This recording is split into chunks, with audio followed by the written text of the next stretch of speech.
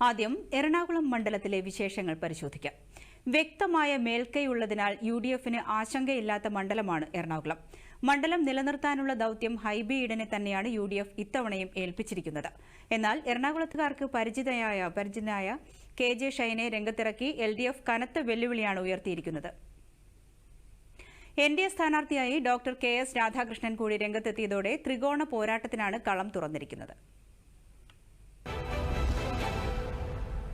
വിജയം എളുപ്പമെന്ന് കരുതുന്ന എറണാകുളം മണ്ഡലത്തിൽ സ്ഥാനാർത്ഥി പ്രഖ്യാപനത്തിന് മുൻപ് തന്നെ കോൺഗ്രസ് തയ്യാറെടുപ്പുകൾ ആരംഭിച്ചിരുന്നു. ഹൈബി ഈഡൻ ഇത്തവണയും ആത്മവിശ്വാസത്തിലാണ്. കഴിഞ്ഞ തവണ LDFന്റെ P രാജീവിനെ 1.69 ലക്ഷം വോട്ടുകളുടെ ഭൂരിപക്ഷത്തിനാണ് ഹൈബി നിഷ്പ്രയാസം പരാജയപ്പെടുത്തിയത്.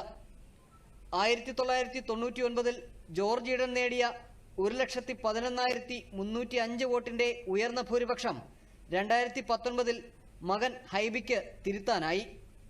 ഈ ചരിത്ര വിജയത്തിന്റെ പിൻബലത്തിലാണ് UDF ഹൈബിയെ വീണ്ടും കളത്തിലിറക്കുന്നത്.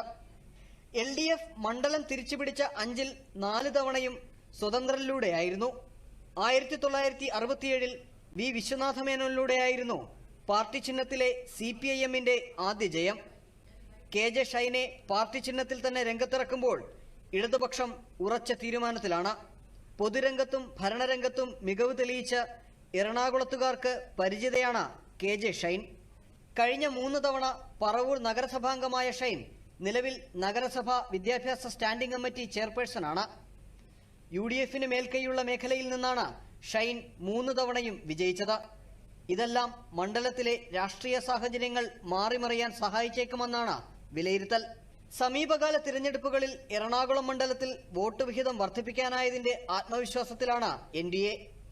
2014 AN രാധാകൃഷ്ണൻ 11.63% വോട്ടുകളാണ് നേടിയിരുന്നതെങ്കിൽ കഴിഞ്ഞ തവണ അൽഫോൺസ് കണ്ണന്താനത്തിലൂടെ അത് 14.24% ഉയർന്നു. ഡോക്ടർ KS രാധാകൃഷ്ണനെ രംഗത്തിറക്കിയതിലൂടെ വലിയ പ്രതീക്ഷയിലാണ് NDA. 15 വർഷമായി മണ്ഡലം നിലനിർത്തിയ UDFന്റെ ആത്മവിശ്വാസത്തിന് ഒട്ടും കുറവില്ല. മണ്ഡലത്തെ തിരിച്ചുപിടിക്കാനാവുമെന്ന തികഞ്ഞ പ്രതീക്ഷയിലാണ് LDF. മികച്ച നേട്ടത്തിനായി NDAയും ശ്രമിക്കുകയാണ്. Election desk, Doordarshan.